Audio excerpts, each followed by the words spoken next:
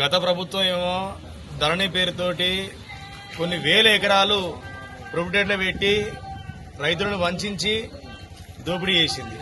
ఈ ప్రభుత్వం ఏమో ఉన్నటువంటి ఇళ్లను, పేదల ఇళ్లను ప్రొపరేటర్లు పెట్టి వాడు రిజిస్ట్రేషన్ కాకుండా, ఓ లోన్ తీసుకోకుండా, ఒకరికి కుదబెట్టకుండా ఈరోజు ఈ విధంగా ఇబ్బందులకు గురి చేస్తా ఉంది. మరి ఈ యొక్క ప్లాట్లు గాని, ఈ యొక్క జాగాలు గాని ఇవన్నీ మీ అయ్యే జాగిరా అని చెప్పేసి నేను ఒక ప్రభుత్వాన్ని అడుగుతా ఉన్నాను.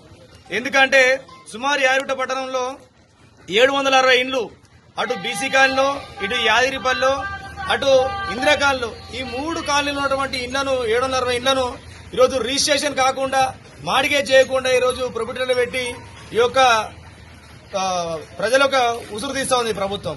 ఎందుకంటే ఓ ఆపద వస్తుంది, ఓ బిడ్డ పెళ్లి చేసే ఉంటది, లేకపోతే ఇంకా దవాఖాన ఖర్చు ఆపద వస్తుంది, ఇంకేదో ఉంటది, వాళ్ళు లోన్ తీసుకోవాల్సి వస్తుంది, లేకపోతే అమ్ముకోవాల్సి వస్తుంది.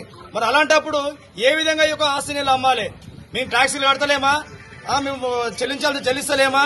మరి ఎందుకు ఈ విధంగా ప్రజలను ఇబ్బంది పెట్టే పని ఈ ప్రభుత్వం చేస్తా ఉంది?